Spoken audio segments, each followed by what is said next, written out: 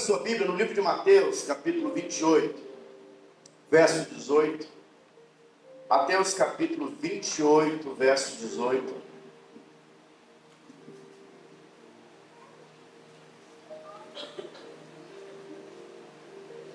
Léo, eu quero que você projete todas as referências que eu falar aqui, amém?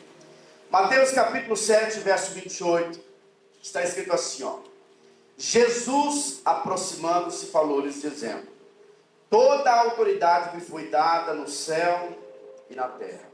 Ide, portanto, e fazei discípulos de todas as nações, batizando-os em nome do Pai, e do Filho, e do Espírito Santo, ensinando-os a guardar todas as coisas que vos tenho ordenado. E eis que estou convosco todos os dias, até a consumação dos séculos. Feche seus olhos. Pai, nós queremos, ó Deus, orar ao Senhor nessa noite.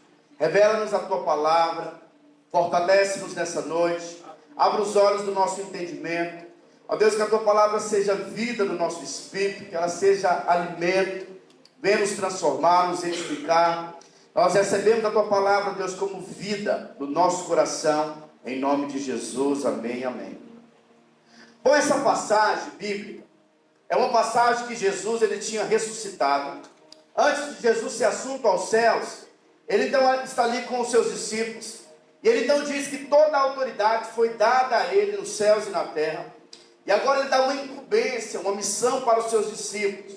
Ele então diz: olha, vocês devem ir pelo mundo inteiro e fazer discípulos de todas as nações, batizando-os em nome do Pai, do Filho e do Espírito Santo, e ensinando-os a guardar todas as coisas que vos tenho ordenado, e eis que estarei convosco todos os dias, até a consumação do século.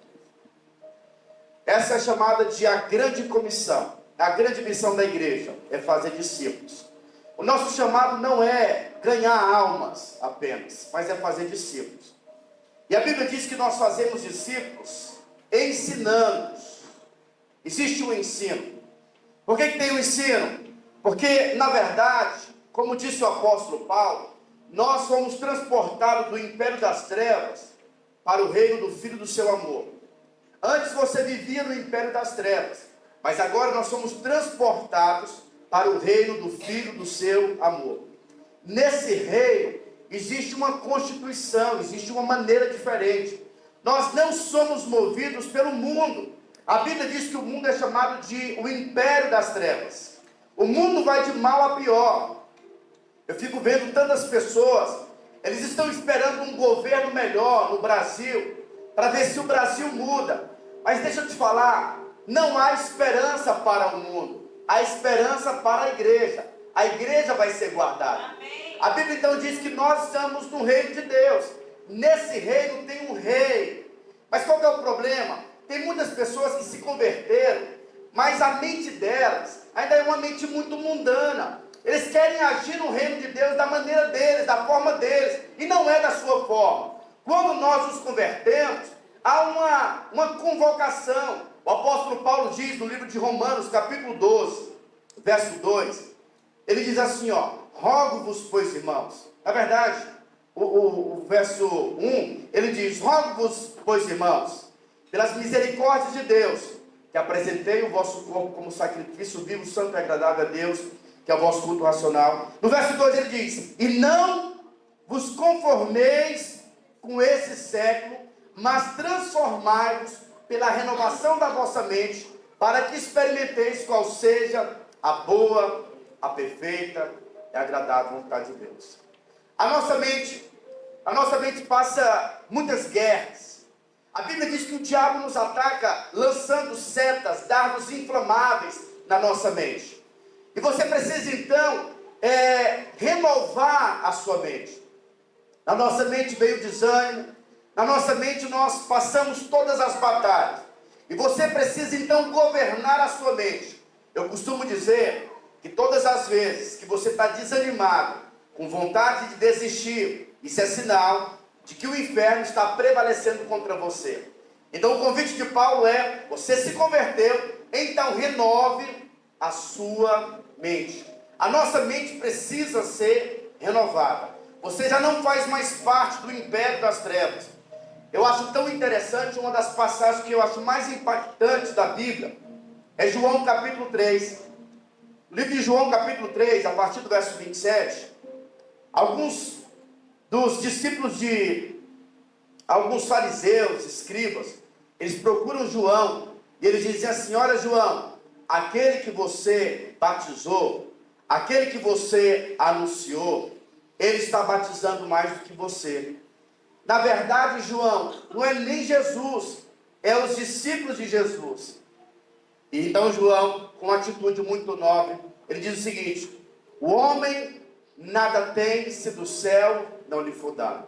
E João continua dizendo: olha, o que eu falo para vocês, o que eu anuncio para vocês, eu falo do que eu aprendi aqui na terra. Agora esse que veio, que é Jesus, o que ele anuncia para você, ele anuncia as coisas que veio dos céus, porque de lá ele veio. Então a mensagem de Jesus é uma mensagem do céu. É a mensagem, sabe, do que está acontecendo nos céus. Jesus é a expressão de Deus aqui na terra. E aí João continua dizendo: importa que ele cresça e eu diminua. João então diz que o chamado dele foi mostrar, apontar Jesus. Jesus que realmente é o Senhor dos senhores.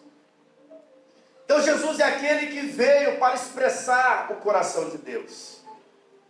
E aí quando nós nos convertemos, você precisa então renovar a sua mente. A nossa mente precisa ser renovada. Se você não experimentar o renovo na sua mente, você não vai desfrutar da boa, perfeita e agradável vontade de Deus.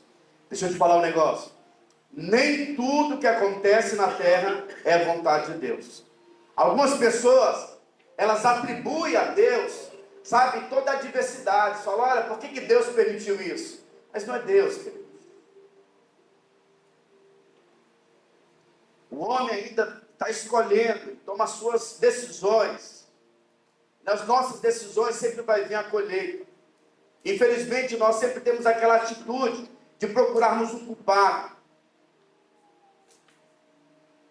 A Bíblia então diz que quando nós decidimos submeter o nosso coração a Deus, à vontade dele, nós então podemos experimentar a boa, perfeita e agradável vontade de Deus. Mesmo escolhendo a vontade de Deus, isso não vai te isentar de passar por dificuldades e tribulações. Mas acredite em mim, que até na adversidade, a Bíblia diz que todas as coisas irão cooperar para o bem daqueles que amam a Deus e que foram chamados segundo o seu propósito. A Bíblia diz que quando aquele que Jesus amava, referindo-se a Lázaro, quando ele morreu, Maria e Marta foram em direção a Jesus. E elas então falaram: Senhor, se o Senhor tivesse vindo antes, ele não teria morrido. E Jesus fala: olha, se creres, verás a glória de Deus. E ele então diz: olha, essa morte aconteceu para que vocês conhecessem o Deus da ressurreição, porque todas as coisas irão cooperar para aqueles que foram chamados segundo o propósito de Deus. Então, meu querido irmão, se você tem passado por dificuldade, mesmo respondendo a Deus, mesmo se submetendo à vontade de Deus, acredite em mim, isso está te fortalecendo. No final você vai ver a glória de Deus. A sua promoção está atrás da sua dificuldade. A Bíblia diz que quem promoveu Davi foi o Golias. O cara era grande, ele amedrontava, gerava temor, medo no povo. Mas o desafio de Davi o colocou em outro patamar. Ele saiu do curral ao trono depois que ele venceu Golias. Então veja bem, as dificuldades para aqueles que se submetem é a dificuldade que vai te levar a desfrutar a boa, perfeita e agradável vontade de Deus. Bom, falando tudo isso, eu quero te falar que você faz parte de um reino. E nesse reino tem uma cultura, na verdade tem muitas coisas na cultura do reino. E eu vou hoje te ensinar um assunto que não é muito ensinado nas igrejas. Hoje as igrejas têm pregado bastante, dado direção acerca de muitas coisas, mas elas não ensinam muito sobre jejum. E assim, eu não conheço uma igreja que faz tanto jejum quanto a nós. Nós fazemos jejum no primeiro semestre, 21 dias. Nós fazemos jejum no segundo semestre. Nós fazemos jejum para os encontros, que é uma semana de jejum. E nós fazíamos 6 encontros no ano. Agora nós estamos fazendo 4 encontros. E tudo que nós vamos fazer, nós jejuamos. Por quê? Porque jejum é trabalhar com Deus. Jejum também é uma cultura celestial. Eu quero então hoje falar para você acerca do jejum, te ensinando, jogando luz na sua mente, na sua visão espiritual. Eu quero então que você abra a sua Bíblia no livro de Mateus, capítulo 4, verso 1. Mateus 4, verso 1.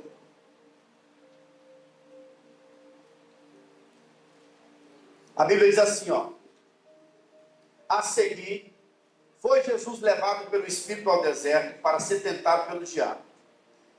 E depois de jejuar 40 dias e 40 noites, teve fome. Então o tentador aproximou-se e lhe disse: se és o Filho de Deus, manda que essas pedras se transformem em pães. Jesus, porém, respondeu: está escrito, não só de pão viverá o homem, mas de toda palavra que procede da boca de Deus. Veja, irmãos, Jesus, ele é o nosso referencial. Paulo diz, olha, sejam, pois, os meus imitadores como eu sou de Cristo. Jesus, ele jejuava. E no período de jejum, Jesus teve fome. Mas aí o diabo veio tentar. E Jesus disse, olha, no período de jejum tem uma comida que vocês não conhecem. Porque nem só de pão vive o homem, mas o homem vive de toda a palavra que procede da boca de Deus. Tempo de jejum é tempo de você comer de uma comida celestial. Por isso que nós precisamos nos separar para jejuarmos e também lermos e orarmos e colocarmos os nossos alvos, intercedermos por pessoas, porque esse é um tempo onde você vai ganhar musculatura espiritual. É uma combinação perfeita: oração, jejum e uma mudança de mentalidade. Deus irá confrontar a sua mentalidade. Amém? Jesus jejuou, mas ele também diz acerca dos seus discípulos. Chegaria um momento em que os discípulos deveriam jejuar. E no livro de Mateus capítulo 6, verso 16, está escrito assim, ó: quando jejuardes, porque deveria ser um costume dos discípulos, não vos mostreis contristados como os hipócritas, porque desfiguram o rosto, com o fim de parecer aos homens que jejuam. Em verdade vos digo que eles já receberam a recompensa. Tu, porém, quando jejuares, unge a cabeça e lava o rosto, com o fim de não parecer aos homens que jejuas, e sim ao teu Pai em secreto, e o teu Pai que vem em secreto te recompensará. Jesus, ele diz para os discípulos que quando eles forem jejuar, assim como é importante o jejum, também é importante a motivação do jejum. Ele diz que você não pode ser como os fariseus, que eles queriam receber recompensa dos homens. Eles faziam jejum, mas queriam aparecer, queriam ser melhores, ou talvez mais santos do que as demais pessoas. Eles então diziam, olha, nós estamos jejuando. Eu também percebo que tem muitas pessoas que são imaturas, que elas também têm medo de falar que estão jejuando. Então você pode sim falar, né, acerca do seu jejum para algumas pessoas, mas não para se promover. Às vezes você fala para se guardar, porque no ambiente que você está, as pessoas querem te oferecer comida. Você pode falar, olha, estou em tempo de consagração ao Senhor e não vou comer nesse período, estou jejuando. Mas não fale com a motivação errada, porque na verdade nós temos também que ensinar as pessoas a jejuarem. E a melhor maneira de ensinarmos as pessoas a jejuarem é com a nossa experiência, não com a nossa teoria. Então é importante nós falarmos das nossas experiências, mas não fique com o rosto desfigurado, pelo contrário, lave o rosto, com a motivação correta, crendo que o teu Pai que te vem em secreto vai te recompensar. Eu quero hoje então te ensinar, te mostrar os benefícios acerca do jejum, a importância do jejum na vida de um filho de Deus. A primeira delas é que o jejum vai nos ensinar a vencer o orgulho. É o jejum que te ajuda a se esvaziar, porque na verdade o problema de todos os homens é o orgulho. Nós somos orgulhosos. As maiores crises conjugais, são por causa do orgulho. Pessoas estão, abrindo mão de sociedade por causa do orgulho. Pessoas estão saindo de igreja e abrindo novos ministérios por causa do orgulho.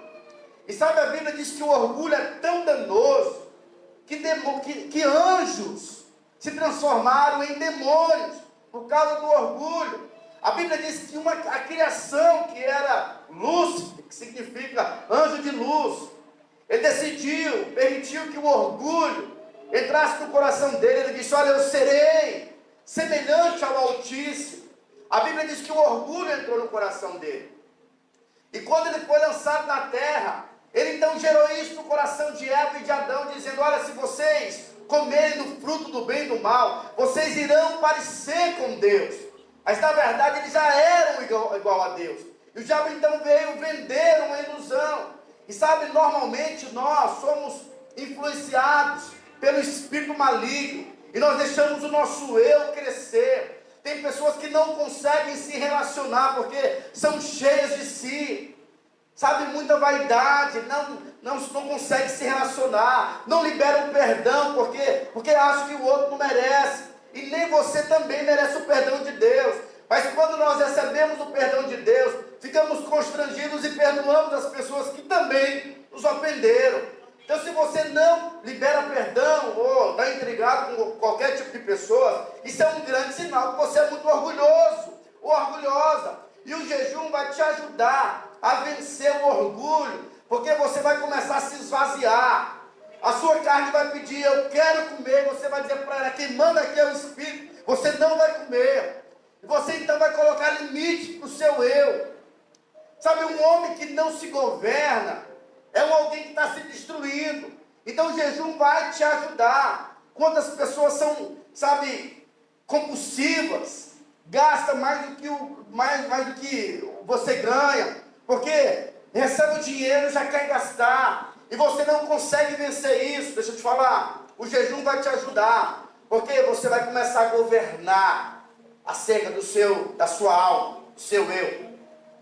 Olha o que o apóstolo Paulo escreve. Ele diz assim, Filipenses capítulo 2, a partir do verso 1, Paulo escreveu dizendo: se há, pois, alguma exortação em Cristo, alguma consolação de amor, alguma comunhão do Espírito, se há entranhados afetos e misericórdia, completai a minha alegria, de modo que penseis a mesma coisa, tenhais o mesmo amor, sejais unidos de alma, tendo o mesmo sentimento, nada façais por partidarismo ou vanglória, mas por humildade, considerando cada um os outros superiores a si mesmo.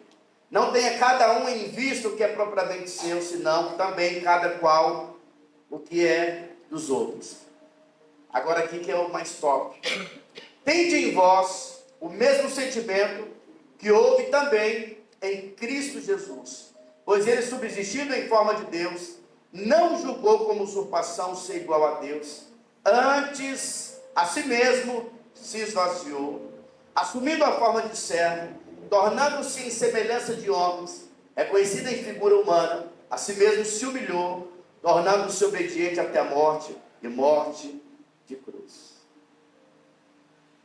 Deixa eu te falar algo. Deus teve que aprender algo que ele não sabia. Deus na pessoa de Jesus, nunca tinha se submetido a nenhuma criatura.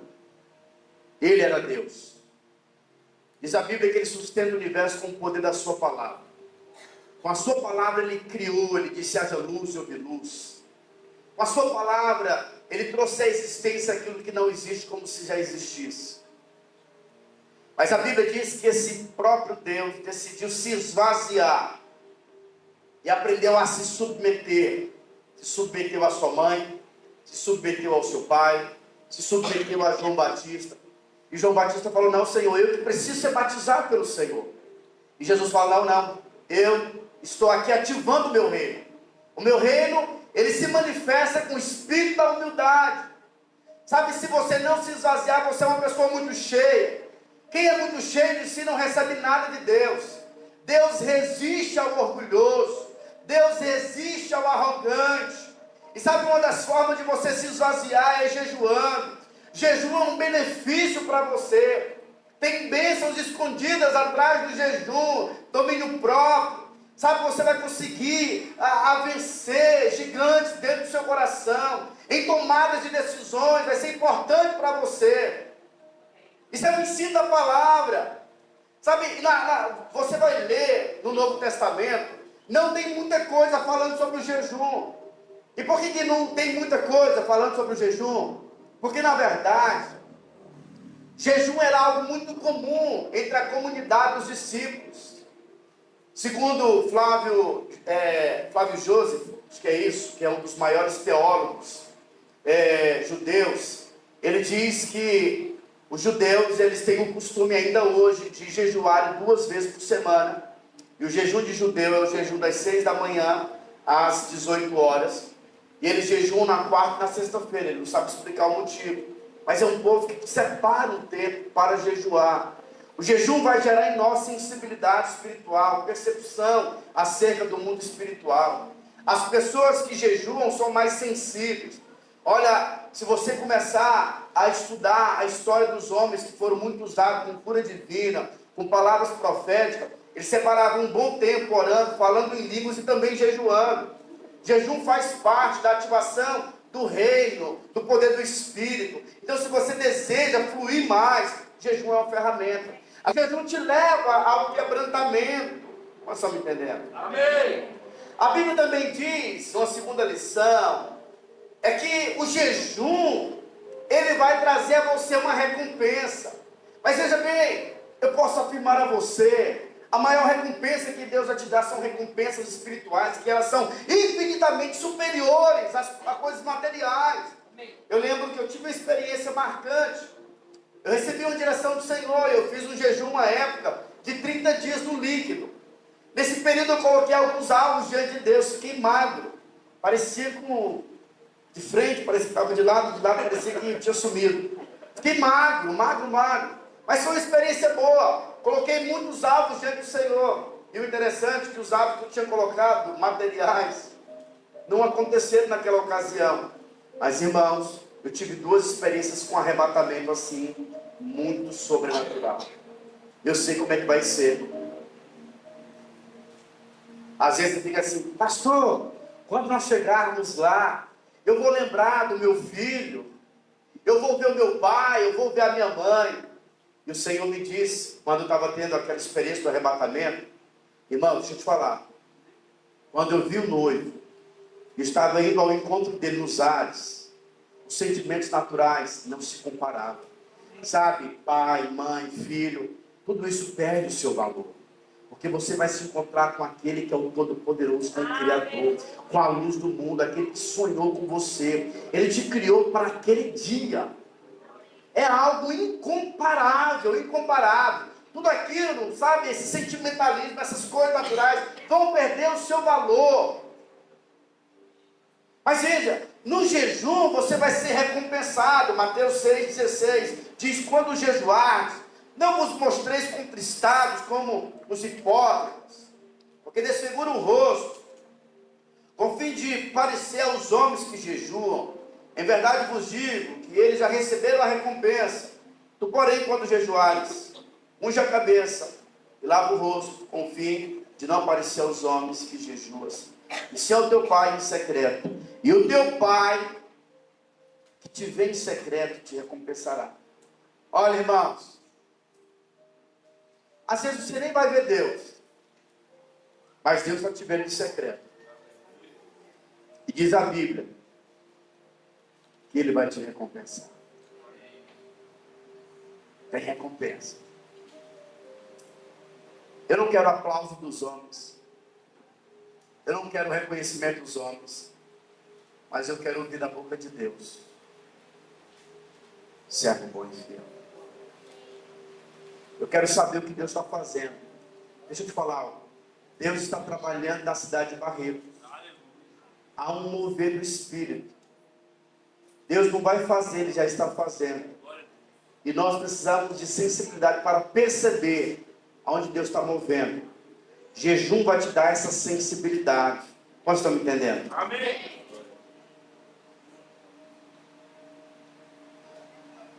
Mateus 17, verso 14. Mateus 17, verso 14. Está escrito assim, ó.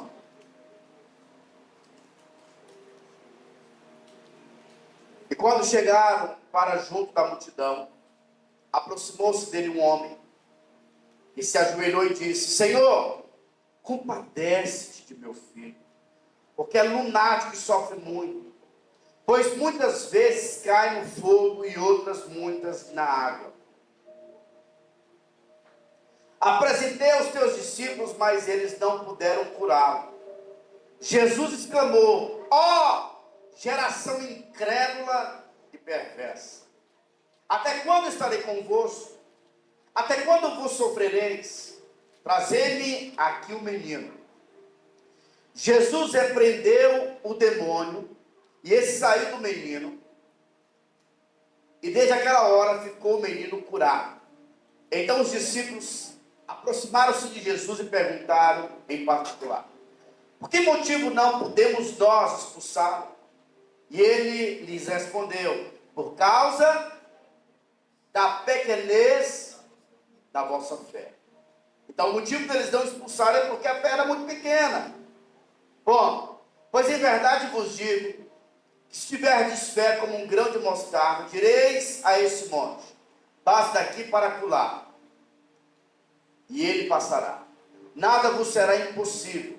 Mas essa casta não se espere, senão por meio de oração e... Trouxeram uma pessoa endemoniada para os discípulos. E os discípulos: sai! O demônio: sai, sai, sai, sai, sai. E começou aquela luta. Eles oravam e não tinham autoridade. Jesus vem e com uma palavra o menino é liberto. E Jesus diz que aquela casta de demônios só sai com jejum e oração. A casta de demônios não era a que estava na criança, mas era a casta de incredulidade que estava, limitando a fé dos discípulos. Então, quando você começa a jejuar, você então vence o espírito da incredulidade, o espírito da timidez. Jejum vai te dar ousadia, vai te dar intrepidez. Pessoas que jejuam, elas começam a ter percepções espirituais. Elas começam então a crescer em Deus, não como moeda de troca. Jejum também, ele é uma disciplina espiritual. Mas veja, quanto tempo de cristão você tem? E como tem sido essa disciplina espiritual na sua vida? Isso é bom para você. Os discípulos, eles tinham essa disciplina espiritual. Mateus capítulo 9, verso 14, diz assim, ó. Vieram depois os discípulos de João, lhes perguntaram: por que jejuamos nós e os fariseus muitas vezes, e os teus discípulos não jejuam? Respondeu-lhe Jesus: podem acaso estar tristes os convidados para o casamento, enquanto o noivo está com eles? Dias virão, contudo, em que lhes será tirado o noivo, e nesses dias hão de jejuar. Ou seja, o noivo foi tirado. A igreja está aguardando a vinda do noivo. E é nesse período em que nós devemos jejuar. A Bíblia diz no livro de Atos, capítulo 14, verso 23, que a igreja de Antioquia estava crescendo e avançando. Novos líderes deveriam ser levantados. A Bíblia diz então que a igreja separa um tempo para orar. E eles oravam, e eles jejuavam, e a Bíblia então direciona os apóstolos a levantarem Paulo e Barnabé para serem enviados. Sabe, nós jejuamos para tomarmos decisões também. Quando você separa tempo, jejuando, você tem mais sensibilidade para acertar e perceber a direção do Espírito Santo. Então, nas tomadas de decisões, não seja alguém orgulhoso, que toma decisões da força do seu braço, de acordo com o seu entendimento. Mas vai para Deus, pergunta para Ele: Senhor, qual que é a direção? O que o Senhor quer? É para mim morar aqui em Barretos nesse tempo, né, Eduardo? Ou eu tenho que voltar? Pergunta para o Senhor, Ele vai te direcionar. E de acordo com a sua obediência à direção dele, você vai prosperar onde Deus te colocar. Irmãos, eu sou maranhense. Eu fui para o Maranhão depois de 14 anos. O ano passado, se eu não me engano. E quando eu cheguei lá, eu não amo mais a minha terra como eu amo Barretos. Porque Deus me deu essa cidade. E sabe de uma coisa? Eu sou barretense agora. Essa é a minha cidade. Esse é o meu povo. Mas por quê? Porque eu ouvi uma direção do Senhor. Aqui é o meu lugar. Me sinto bem aqui. Sabe? Comecei a construir a minha casa. Porque eu estou dizendo no mundo espiritual, é aqui o meu lugar. Esse aqui é o meu povo. Porque eu ouvi uma direção do Espírito Santo. Jejum é o lugar, é o momento onde você vai ouvir a voz do Espírito. Vai ser guiado por Ele. Irmãos, eu poderia passar a noite inteira aqui falando tantas referências para você, para te mostrar a importância do jejum. Jejua. Tem muita gente às vezes que não tem vencido o vício, por quê? Porque você é orgulhoso, tem confiado no seu braço. Jejum é o momento de você se dominar e dizer, eu vou agora, depender do Espírito Santo de Deus vai me ajudar. Amém. Só ora e só jejua quem é fraco. Mas se você se vê como alguém forte, a força do seu braço, a verdade, diante de Deus, você é um arrogante.